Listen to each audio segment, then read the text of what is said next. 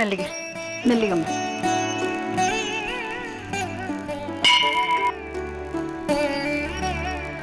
ಪುರೋಹಿತ್ರೆ, ನಮ್ ಸಾವಿತ್ರಿ ಹೆಸರಲ್ಲಿ ಅರ್ಚನೆ ಮಾಡಿಸ್ಕೊಡಿ. ಸ್ವಾತಿ ನಕ್ಷತ್ರ ನನ್ನ ಹೆಸರಲ್ಲ? ಯಾಕಮ್ಮ ಇವತ್ತೇನ್ ವಿಶೇಷ? ದಿನ ವಿಶೇಷನೇ, ನೀನ್ ಸ್ಪೆಷಲ್ಲೇ. ಹೌದು, ಮಗು ಬರೋ ತನಕ ನಾನ್ ಸ್ಪೆಷಲ್. ಮಗು ಬಂದ್ಮೇಲೆ ಈ ಮಾತು ಹೇಳಿ ನೋಡೋಣ. ಮಗು ಬಂದ್ಮೇಲೆ ಎಲ್ರು ಪಾಪು ಪಾಪು ಪಾಪು ಅಂತಿರ್ತೀರ. ಹಾಗೆ ಆಗ್ಲಿ ಬಿಡೆ.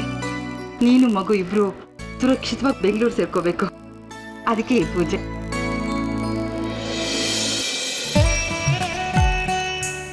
ಪುರೋಹಿತ್ರೆ, ಹಾಗೆ ಒಂದು ತಾಯ್ತ ಮಾಡ್ಕೊಡ್ತೀವಿ. ಅಮ್ಮ, ಮಗು ಹೆಸರಿಗೆ ಈಗಲೇ ತಾಯ್ತ ತಗೋತಾ ಇದೀಯಾ? ಹೌದು ಕಣೆ, ಮಗುಗ್ ಒಳ್ಳೇದಾಗ್ಲಿ ಅಂತ ನಿನ್ ತಾಯ್ತ ಕಟ್ಕೊಳ್ಳೇಬೇಕು. ನಾನಾ? ಮಗು ಒಳ್ಳೇದಕ್ಕೆ ಆಗಲ್ಲ ಅಂತಾರ. ನಾನ್ ಆಗಲ್ಲ ಅನ್ನ, ಆದ್ರೆ ನೀವಿಬ್ರು ಯಾಕೋ ಜಾಸ್ತಿ ಕಾಳಜಿನೇ ತೋರಿಸ್ತಾ ಇದ್ದೀರಾ. ಸಾವಿತ್ರಿ, ಅದೆಲ್ಲ ಇರ್ಲಿ, ಮೊದಲು ದೇವ್ರಿಗೆ ನಮಸ್ಕಾರ ಮಾಡಿ.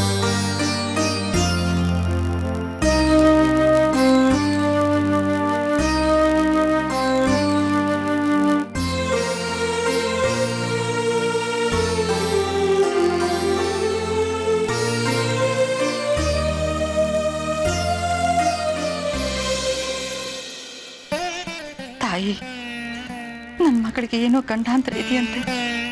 ಯಾರಿಂದನೋ ಯಾವ ತೊಂದರೆನೂ ಆಗದೆ ಮಗು ಹೆರಿಗೆ ಆಗಿ ತಾಯಿ ಮಗು ಇಬ್ರು ಆರೋಗ್ಯವಾಗಿ ಸುರಕ್ಷಿತವಾಗಿರೋ ಹಾಗೆ ಕಾಪಾಡಮ್ಮ.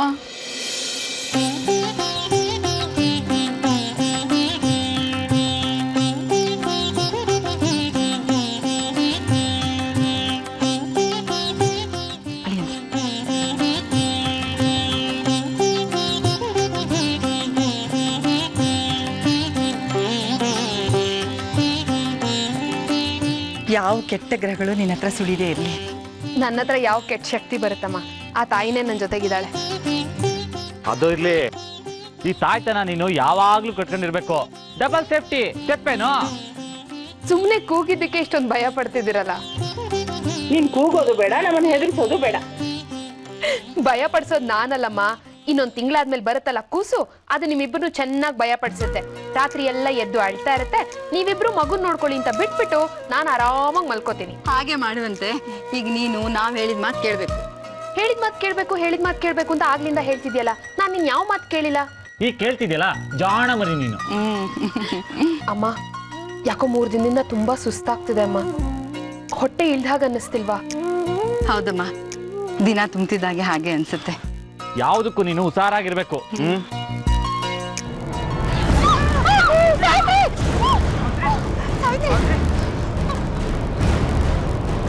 ಹೌದ್ರಿ, ಏನಾಗಿಲ್ಲ ತಾನೆ?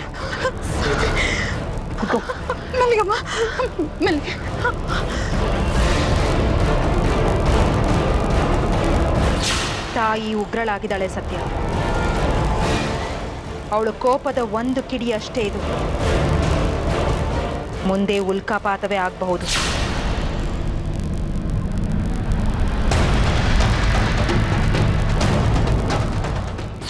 ಅಂಥದ್ರಲ್ಲಿ ಅವಳಿಗಾಗಿ ದೇವಸ್ಥಾನ ಕಟ್ಟೋಕೆ ಒಂದು ತುಂಡು ನೆಲ ಕೊಡಕ್ಕಾಗಲ್ಲ ಅಂದ್ರೆ ಹೇಗಾಗಿರ್ಬೇಡ ಆ ತಾಯಿಗೆ.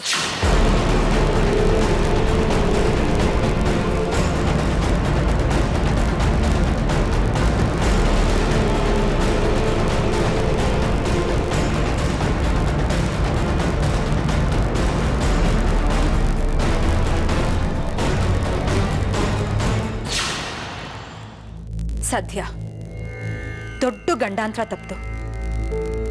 ಎಲ್ಲ ತಾಯಿ ಕೃಪೆ. ಆ ತಾಯಿ ಕೃಪೆಯಿಂದನೇ ಆಗಿದ್ರೆ ಗಂಡಾಂತರನೇ ಬರಬಾರ್ದಿತ್ತು ಅಮ್ಮಾಜಿ. ಹಾಗೆಲ್ಲ ಹೇಳ್ಬಾರ್ದು ಸದ್ಯ. ಪರೀಕ್ಷೆ ಒಡ್ಡೋಳು ಅವಳೆ, ಪರಿಹಾರ ಸೂಚಿಸೋಳು ಅವಳೆ. ಯಾವುದನ್ನು ನಾವು ನಿಯಂತ್ರಿಸಕ್ಕಾಗಲ್ಲ. ತಾಯಿನ ದೂಷಿಸಬಾರ್ದು. ನನಗ ನಂಬಿಕೆ ಇಲ್ಲ ಅಮ್ಮಾಜಿ. ಆ ತಾಯಿಗಿಂತ ನನಗೆ ನೀವೇ ದೊಡ್ಡವರು. ಇಲ್ಲ ಸತ್ಯ, ಇಲ್ಲ. ಹಾಗೆಂದು ಆಗಲು ಸಾಧ್ಯವೇ ಇಲ್ಲ. ದೇವ್ರಿಗಿಂತ ಮೇಲೆ ನಿಲ್ಲೋನು ಹುಲ್ಲು ಮಾನವ. ಆದರೆ ಸಾವಿತ್ರಿಯಂತೆ ಅವನಿಗೆ ಸವಾಲು ಹಾಕಬಾರ್ದು. ಹಾಕಾಗಿದೆ, ಅನುಭವಿಸ್ಲೇಬೇಕು. ನೀವಾಗ ಹೇಳ್ಬಾರ್ದು ಅಮ್ಮಾಜಿ. ನಿಮ್ಮ ಕಾಲು ಹಿಡ್ಕೊತೀನಿ, ದಯವಿಟ್ಟು ದಾರಿ ತೋರಿಸಿ. ಸತ್ಯ, ಈಗ ನೀನು ಹಿಡಿಯೋ ಈ ಕಾಲು ಈಗಾಗಲೇ ತಪ್ಪು ಕಾಣಿಕೆಯಾಗಿ ಆ ತಾಯಿಗೆ ಕೊಟ್ಟಾಗಿದೆ. ಅದು ನಿನಗಾಗಿಯೇ. ಹೀಗೇನು ನಮ್ಮ ಪ್ರಾಣವನ್ನೇ ಕೊಡಬೇಕಾ? ಅಷ್ಟು ಸ್ವಾರ್ಥಿ ಅಲ್ಲ ಅಮ್ಮಾಜಿ ನಾನಿನ್ನು ಸಣ್ಣವನು. ನನಗೆ ನನ್ನ ಹೆಂಡತಿ ಮಗು ಇಷ್ಟೇ ಪ್ರಪಂಚ. ನಮ್ಮ ಮೂವದೇ ಒಂದು ಪುಟ್ಟು ಲೋಕ. ಅದಕ್ಕೋಸ್ಕರ ನಾನು ಏನ್ ಬೇಕಾದ್ರೆ ಮಾಡ್ತೀನಿ. ದಯವಿಟ್ಟು ಅದನ್ನು ಉಳಿಸ್ಕೊಡಿ ಅಮ್ಮಾಜಿ. ಗೌಡ್ರೆ, ನೀವಾದ್ರೂ ಸತ್ಯನಿಗೆ ತಿಳಿ ಹೇಳಿ. ಆ ತಾಯಿಯೊಂದಿಗೆ ಐಕ್ಯ ಆಗೋದೊಂದೇ ನಮಗಿರೋ ದಾರಿ. ಸತ್ಯ ಒಬ್ಬನಿಗಾಗಿ ಸಾವಿರಾರು ಭಕ್ತರನ್ನ ಅನಾಥರಾಗಿ ಮಾಡಿ ಹೋಗೋ ಯಾವ ಹಕ್ಕು ನಮಗಿಲ್ಲ. ಸತ್ಯನಂತೆ ಅವರೂ ಕೂಡ ನಮ್ಮ ಮಕ್ಕಳೇ. ಅಮ್ಮಾಜಿ, ನೀವು ಹೇಳಿದ್ದನ್ನ ಅರ್ಥ ಮಾಡ್ಕೊಳ್ದಿರೋಷ್ಟು ದುಃಖದಲ್ಲಿದ್ದಾರೆ ಪಾಪ ಸತ್ಯ. ದಯೆ ತೋರಿ. ನೀವು ಹೀಗೆ ಮಾತಾಡ್ತಾ ಇದ್ದೀರಲ್ಲ ಗೌಡ್ರೆ. ಒಂದು ಸರ್ತಿ ಆ ತಾಯಿ ಅಣತೆ ಕೇಳೋದು ಕೂತು ಪರಿಹಾರ ಕೇಳಿ ಸಾವಿತ್ರಿ ಜೀವನ ಉಳಿಸಿದ್ವಿ. ಈಗ ಮತ್ತೆ ಮತ್ತೆ ಅದನ್ನೇ ಮಾಡ್ಬೇಕಾದೀತು. ಅಮ್ಮಾಜಿ, ನಿಮ್ಮ ಕೈ ಮುಗಿತೀನಿ. ದಯವಿಟ್ಟು ಇದೊಂದ್ಕಿತ ನನ್ನ ಹೆಂಡತಿ ಮಗುನ ಉಳಿಸ್ಕೊಡಿ. ಇನ್ಮೇಲೆ ನಿಮ್ಗೆ ಯಾವ ತೊಂದರೆನೂ ಕೊಡಕ್ಕಿಲ್ಲ. ಅಮ್ಮಾಜಿ, ದಯೆ ತೋರಿ. ಭಕ್ತರ ಕಣ್ಣೀರ್ನ ನೋಡೋಷ್ಟು ಕಟಕರಾಗ್ಬೇಡಿ. ಅಮ್ಮಾಜಿ, ದಯಮಾಡಿ ಅಮ್ಮಾಜಿ. ನನಗೆ ನಿಮ್ ಬಿಟ್ರೆ ಬೇರೆ ಯಾರು ಗೊತ್ತೇ ಇಲ್ಲ. ಆಯ್ತು ಆಯ್ತು ಸತ್ಯ, ನಾವು ಧ್ಯಾನಕ್ಕೆ ಕೂತ್ಕೋತೀವಿ. ಆ ತಾಯಿ ಅಣತೆಯಂತೆ ಏನು ಪರಿಹಾರ ಸೂಚಿಸ್ತಾಳೋ ಅದಕ್ಕೆ ನಾವು ಬದ್ಧರಾಗ್ತೀವಿ. ಅದೇ ಬದ್ಧತೆ ನಿನಗೂ ಇರುತ್ತೆ. ಈಗಾಗಲೇ ಆ ತಾಯಿಗೆ ಸಾವಿತ್ರಿ ನಡವಳಿಕೆಯಿಂದ ಸಿಟ್ಟು ಬಂದಿದೆ.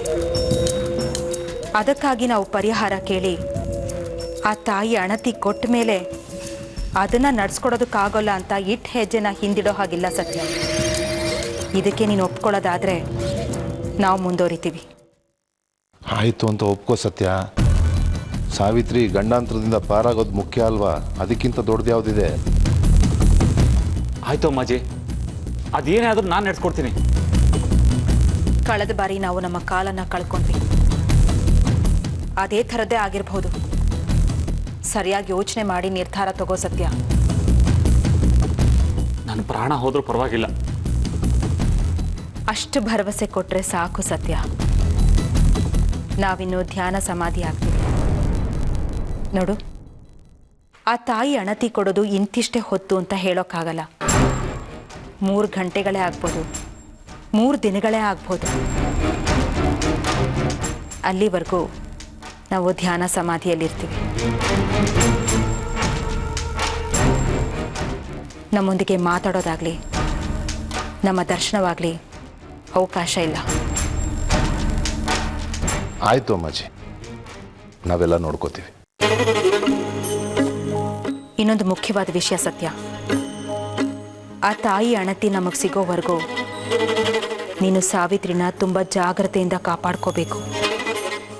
ಈ ಅವಧಿಯಲ್ಲೇ ತಾಯಿ ತೀಕ್ಷ್ಣವಾದ ಪರೀಕ್ಷೆಯನ್ನು ಕೊಡ್ತಾಳೆ.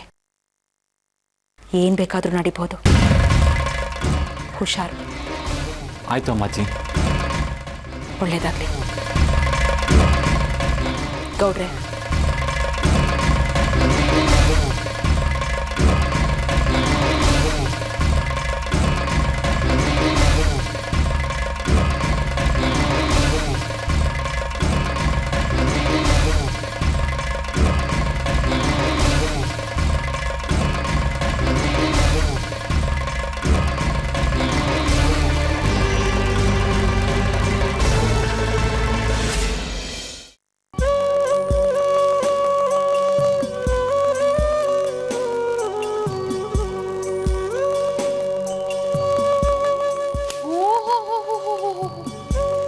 ಏನಿವತ್ತು ರಾಯರು ಇಷ್ಟು ಬೇಗ ಸಂಸ್ಥಾನದಿಂದ ಬಂದಿದ್ದೀರಾ?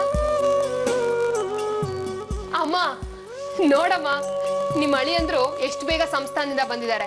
ನೀವು ದಿನ ಹೀಗ್ ಬೇಗ ಬರ್ತೀರಾ ಅನ್ನೋದಾದ್ರೆ ನಾನ್ ದಿನ ಬೀಳೋದಕ್ಕೆ ರೆಡಿ. ಇವತ್ ದೇವಸ್ಥಾನದಲ್ಲಿ ಬಿದ್ನಲ್ಲ. ಸಾವಿತ್ರಿ, ಯಾಕೆ ಅಂತ ಮಾತಾಡ್ತೀಯಾ?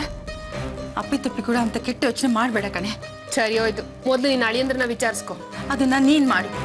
ಬಂದವ್ರನ್ನ ಯಾಕೆ ಬಂದೆ ಅನ್ನೋ ತರ ಕೇಳಿದ್ರೆ ಮೊದ್ಲು ಹೋಗಿ 1 ಲೋಟ ನೀರು ತಗೊಂಡ್ ಬಾ. ಹೋಗಮ್ಮ. ಸರಿ.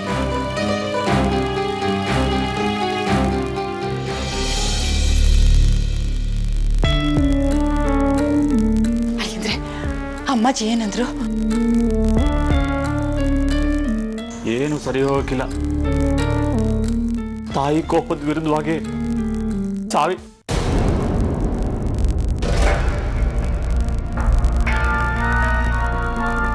ಏನು ಅತ್ತೆ ಅಳಿಯ ಇಬ್ರು ಏನೋ ಗುಸ್ಗುಸು ಅಂತ ಮಾತಾಡ್ತಿದ್ದೀರಾ? ಏನಿಲ್ಲ. ಸಾವಿತ್ರಿ, ನೀನು ಹೋಗಿ ಅಳಿಯಂದ್ರಿಗೆ ಊಟ ಕಣಿ ಮಾಡೋಗಮ್ಮ. ಹೋಗಮ್ಮ, ಏನು ಕೆಲಸ ಮಾಡ್ಬೇಡ ಅಂತ ನೀನೇ ಹೇಳ್ತೀಯ, ಈಗ ಕೆಲಸ ಮಾಡು ಅಂತಿದ್ಯಾ. ಎದ್ದು ಬಗ್ಗೆ ಮಾಡಕ್ ಆಗಲ್ಲಮ್ಮ ನನ್ನ ಕೈಲಿ. ಓ ಹೌದಲ್ವಾ, ನಾನೇ ಹೋಗ್ತೀನಿ ಬಿಡ. ಹೋಗು ಮತ್ತೆ. ಅಳಿಯಂದ್ರೆ ಈಗಲೇ ಊಟ ಮಾಡಿರಂತೆ ಕಣೆ. ಹೌದಾ, ಸರಿ ಇರ್ಕೊ.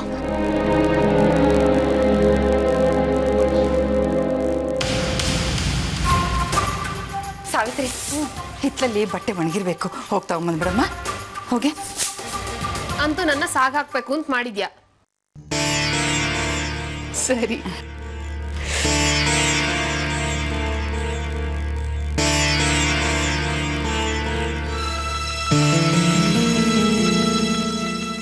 ಅಳಿಯಂದ್ರೆ ಯಾವ ಭರವಸೆನೂ ಕೊಡಲ್ಲ ಅಂತಂದ್ರೆ ಏನರ್ಥ?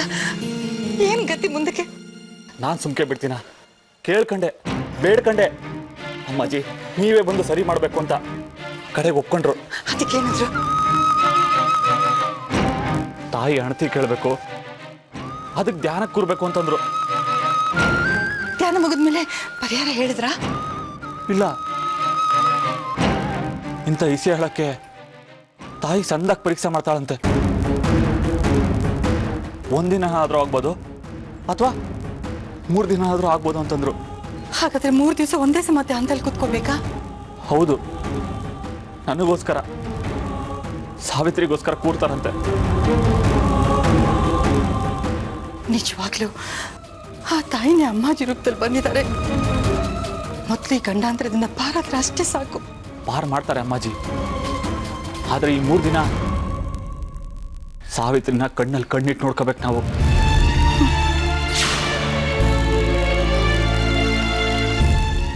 ಇಂಥ ಹೊತ್ನಾಗೆ ತಾಯಿ ಬಹು ಕ್ರೂರವಾಗಿ ಪರೀಕ್ಷೆ ಮಾಡ್ತಾಳಂತೆ. ಒಂದೇ 1 ನಿಮಿಷನೂ ಸಾವಿತ್ರಿನ ಬಿಟ್ಟೋಗ್ಬಾರ್ದಂತೆ.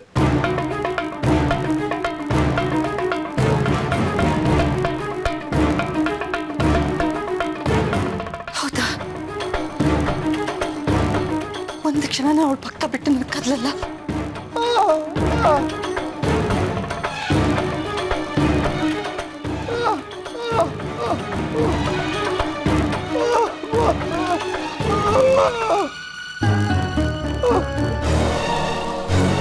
ಹೌದಲ್ವಾ? ಅಮ್ಮ,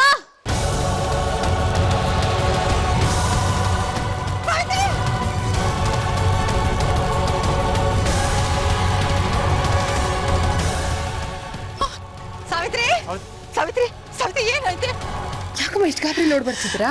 ಯಾಕೆ ಅಷ್ಟು ಜೋರ ಕಿರ್ಚ್ಕೊಂಡೆ? ಬಟ್ಟೆ ತಕ್ಕೊಳಕ್ ಹೋದೆ, ಹೆಂಚ್ ಬಿತ್ತಷ್ಟೇ.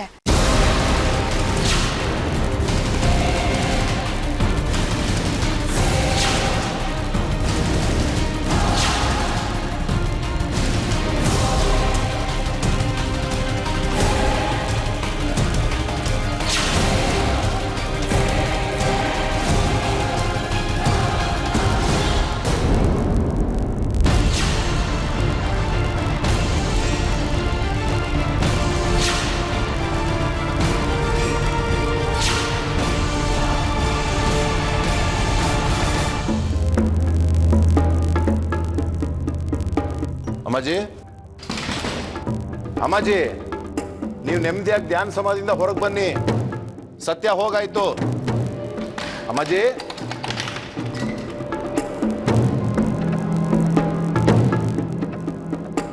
ಹಾಗೆ ನಿದ್ದೆಗೆ ಜಾರಿದ್ವಿ. ಹೇಗ್ ನಿದ್ದೆ ಬರುತ್ತೆ ಅಮ್ಮಾಜಿ? ಇಷ್ಟೊಂದು ಗೊಂದಲ, ಇಷ್ಟೊಂದು ರೇಜ್ಗೆ ಆಗಿದೆ. ನನಗಂತೂ ಆ ಸಾವಿತ್ರಿನ ಮುಗಿಸಿ ರಾತ್ರಿ ಜಮೀನು ಆಗದು ನಿಧಿನ ಹೊರಗೆ ತೆಗೆದು ಅವಳನ್ನ ಅಲ್ಲೇ ಹೂತಾಕ್ಬಿಡ್ಬೇಕು ಅನ್ಸ್ತಿದೆ. ಸಮಾಧಾನ ಗೌಡ್ರೆ, ಆ ಕಾಲವು ಸನ್ನಿಹಿತವಾಗಿದೆ, ಸಜ್ಜಾಗಿ. ಏನ್ ಸಜ್ಜಾಗೋದು?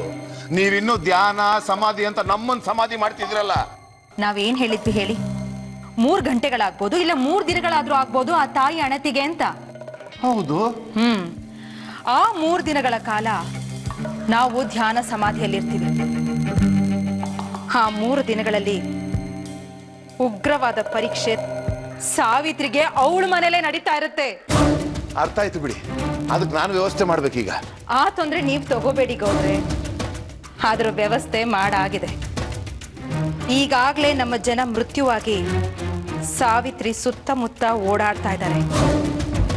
ನಾವು ಧ್ಯಾನ ಸಮಾಧಿಯಲ್ಲಿದ್ದಾಗ ಸಾವಿತ್ರಿ ಜೀವ ಸಮಾಧಿ ಸೇರ್ತಾಳೆ. ಅದಕ್ಕಾಗಿ ಈ 3 ದಿನಗಳ ಅವಧಿ. ಅಬ್ಬಬ್ಬಾ ಅಮ್ಮಾಜಿ, ನಾನು ಅನ್ಕೊಂಡಿದ್ದಕ್ಕಿನ್ನ ವೇಗವಾಗಿ ಚುರುಕಾಗಿ ಕೆಲಸ ಮಾಡ್ತಿದ್ದೀರಿ ನೀವು. ಮತ್ತೆ ಈ 3 ದಿನದ ಕಾಲದಲ್ಲಿ ಸಾವಿತ್ರಿ ಏನಾದ್ರೂ ಸತ್ರೆ ಆ ತಾಯಿ ಕೋಪಕ್ಕೆ ಬಲಿಯಾದ್ಲು ಅಂತ ಆಗತ್ತೆ. ಆಗ ಹೆದರಿ ತಾವಾಗೆ ಓಡ್ ಬಂದು ನಮ್ಮ ಪಾದಗಳ ಮೇಲೆ ಆ ಜಮೀನಿನ ಪತ್ರನ ಇಟ್ಟು ಹೋಗ್ತಾರೆ. ಅಷ್ಟು ಸುಲಭವಾಗುತ್ತಾ? ನೋಡ್ತಾ ಇರಿ ಗೌಡ್ರೆ, ಸಾವಿತ್ರಿ ಸಾವಿನ ಸುದ್ದಿ ಮೊದಲು ಬರಲಿ. ಅದಕ್ಕಾಗಿ ನಮ್ಮ ಜನ 10 ದಾರಿಗಳನ್ನ ಹುಡುಕ್ತಾ ಇದ್ದಾರೆ.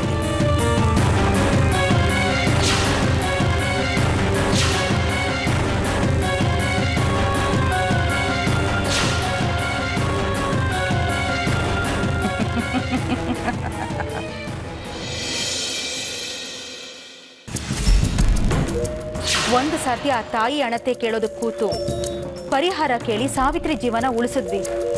ಈಗ ಮತ್ತೆ ಮತ್ತೆ ಅದನ್ನೇ ಮಾಡಬೇಕಾದೀತು. ಈಗಾಗಲೇ ಆ ತಾಯಿಗೆ ಸಾವಿತ್ರಿ ನಡವಳಿಕೆಯಿಂದ ಸಿಟ್ಟು ಬಂದಿದೆ. ಅದಕ್ಕಾಗಿ ನಾವು ಪರಿಹಾರ ಕೇಳಿ ಆ ತಾಯಿ ಅಣತಿ ಕೊಟ್ಟ ಮೇಲೆ ಅದನ್ನ ನಡ್ಸ್ಕೊಡೋದಕ್ಕಾಗೋಲ್ಲ ಅಂತ ಇಟ್ಟು ಹೆಜ್ಜೆನ ಹಿಂದಿಡೋ ಹಾಗಿಲ್ಲ ಸತ್ಯ. ನೋಡು, ಆ ತಾಯಿ ಅಣತಿ ಕೊಡೋದು ಇಂತಿಷ್ಟೇ ಹೊತ್ತು ಅಂತ ಹೇಳೋಕ್ಕಾಗಲ್ಲ. 3 ಗಂಟೆಗಳೇ ಆಗ್ಬೋದು, 3 ದಿನಗಳೇ ಆಗ್ಬೋದು. ಅಲ್ಲಿವರೆಗೂ ನಾವು ಧ್ಯಾನ ಸಮಾಧಿಯಲ್ಲಿರ್ತೀವಿ.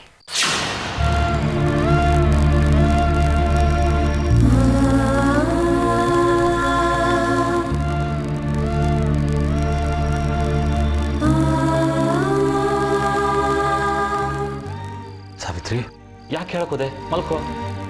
ನೀವ್ಯಾಕಿನ್ನೂ ನಿದ್ದೆ ಮಾಡಿಲ್ಲ? ನನಗೆ ನಿದ್ದೆ ಬರ್ತಿಲ್ಲ. ಯಾಕೆ? ಮಧ್ಯಾಹ್ನ ತಾನೇ ಮಲಗಿದ್ನಲ್ಲ. ಎಲ್ಲಿ? ಸಂಸ್ಥಾನದಲ್ಲ? ಇಲ್ಲ, ಇಲ್ಲೇ ಮನೇಲಿ. ಏನೋಪ್ಪ, ಬೆಳಗಿಂದ ತುಂಬಾ ಕಸವೆಸಿಯಿಂದ ಇದ್ದೀರಾ, ಏನಾಯ್ತು? ಏನಿಲ್ಲ, ಹಾಗೇನಿಲ್ಲ. ಸುಳ್ಳು. ನೀವು ಅಷ್ಟೇ, ಅಮ್ಮನೂ ಅಷ್ಟೇ. ಏನೋ ಗಾಬರಿಯಿಂದ ಇದ್ದೀರಾ. ನನಗೆ ಇಲ್ದೇ ಇರೋ ಚಿಂತೆ ನಿಮ್ಮಿಬ್ರಿಗೂ. ಇಲ್ದೇ ಇರುತ್ತಾ? ಯಾವ ಸ್ಥಾನದಾಗೆ ಆಯಾತ ಬೀಳಕ್ ಹೋಗಿದ್ದೆ. ಬೆಳಿಗ್ಗೆ ಜೋರಾಗಿ ಕಿರ್ಚ್ಕೊಂಡೆ. ಮನೇಲಿ ಸುಮ್ಮನೆ ತಮಾಷೆ ಕಿರ್ಚ್ಕೊಂಡಿದ್ದು ಸತ್ಯ. ದೇವಸ್ಥಾನದಲ್ಲಿ ಹಾಗಾಯ್ತು ನಿಜ. ಹಾಗಂತ ಕೂತಿದ್ ಕಡೆ ಮಲ್ಗಿದ ಕಡೆ ಎಲ್ಲ ಬೀಳ್ತೀನಾ? ಸರಿ, ನಿನಗೆ ಬಲಿಕ ನಾ ಎದ್ದಿರ್ತೀನಿ, ನೀ ಮಲಿಕೋ. ನಿಮಗೆ ಹೇಳಕ್ಕಾಗಲ್ಲ. ಇಷ್ಟೊಂದು ಚೆನ್ನಾಗಿ ನೋಡ್ಕೋಬಾರ್ದು ಸತ್ಯ. ಎಷ್ಟೇ ಆದ್ರೂ ನಮ್ಮ ಹುಷಾರ್ನಲ್ಲಿ ನಾವು ಇರ್ಬೇಕಲ್ವಾ ಸಾವಿತ್ರಿ? ಯಾವ್ದ್ರಿಂದ? ನನಗೇನಾಗುತ್ತೆ? ಯಾರಿಗ್ ಗೊತ್ತು? ಅಂದ್ರೆ ಅಂದ್ರೆ ನಮ್ಮ ಜಾಗ್ರತೆಯಲ್ಲಿ ನಾವು ಇರ್ಬೇಕು ಅಂತ ಹೇಳಕ್ ಬಂದೆ ಅಷ್ಟೇ. ಮಲ್ಕೋ. ನನಗೇನೋ ಹಾಗ ಅನ್ನಿಸ್ತಾ ಇಲ್ಲ. ಅಯ್ಯೋ, ನಿನಗೆ ಯಾವಾಗ್ಲೂ ಹಂಗೆ ಏನ್ ನೆನ್ಸ್ಕೊಂತಿರ್ತೀಯ, ಕಲ್ಪಿಸ್ಕೊತಿರ್ತೀಯ. ಮಲ್ಕೋ ನೀನು, ಮಲ್ಕೋ.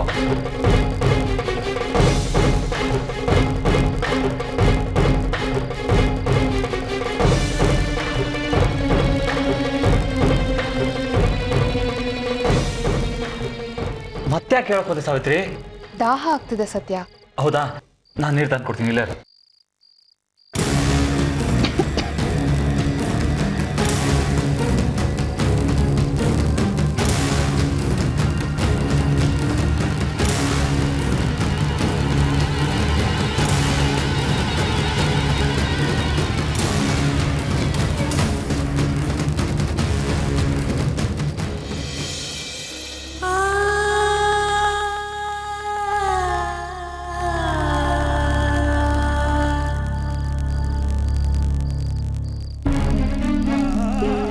ಮತ್ತೆ ಕೇಳೋ ಹೋಗ್ತಿದ್ಯಾ?